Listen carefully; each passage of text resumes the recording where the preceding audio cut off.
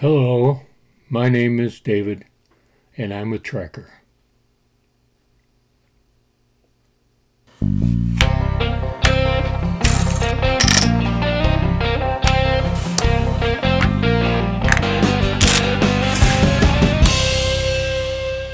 Greetings, human. Yes, I admit it, I am a trekker. I have been a trekker ever since 1966 when I saw that premiere episode. I have a huge collection of Star Trek toys and models and action figures and games. This is a list of the Star Trek games that I own. There may even be more than this. Right now the list is at around 35, but anybody who's really into the hobby knows that that barely scratches the surface of what's available. Because the entire philosophy of this particular YouTube channel is old games, I want to talk to you about the oldest Star Trek game that is in my collection. I do not have the 1967 game, but wow. Let me clean this up a bit.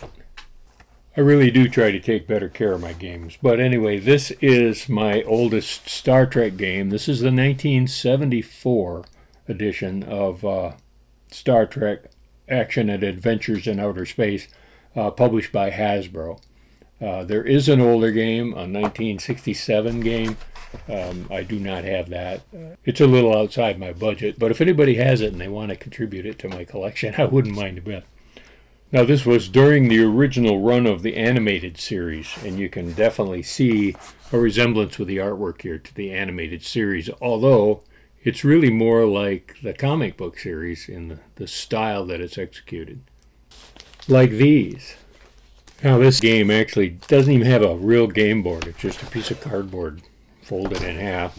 It has these little plastic pegs. They're still sealed in the original plastic bag. I'm going to leave them that way just because I'm a fanboy and a collector.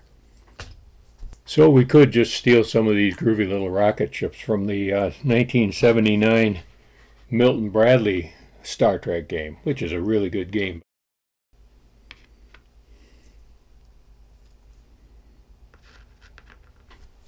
And that looks pretty cool on the board, I think. This is definitely just a spin and move hazard kind of a track. We've got two big spinners here in the bottom of the box. This one is warp speed, this one is impulse. They're exactly the same.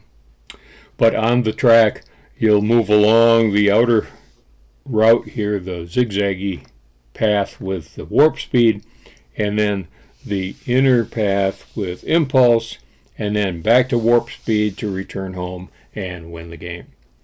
And like I say, there's hazards along the track.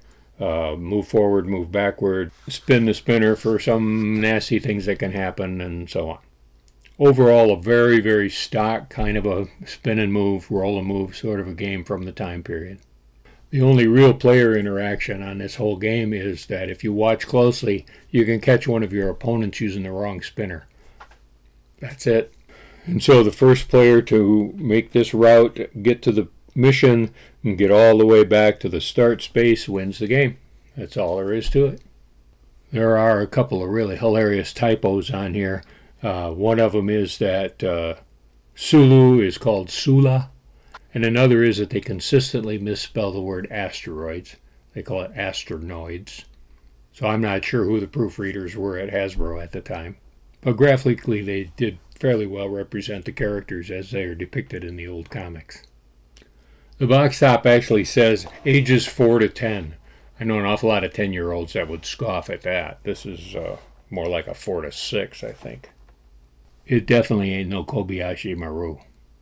Now, this 1967 game was published by Ideal. As I say, that's on my wish list. There's also a Star Trek game published in the UK that was either in 1972 or 1975. It depends on which record you look at. But after the moderate success of the motion picture, Milton Bradley came out with this Star Trek game, which is, like I say, it's a nice game. I enjoy it. There's a bit of a challenge, but there's a lot of roll and move in there.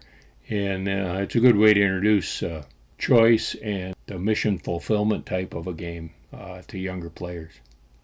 But if I had enough of the gold press platinum in my coffers here, I would definitely have even a bigger collection of Star Trek games. It has always been my favorite franchise, probably always will be. And there's a terrific selection of Star Trek games back here to play. So, if you play a Star Trek game, or if you don't play a Star Trek game, be sure to play every day.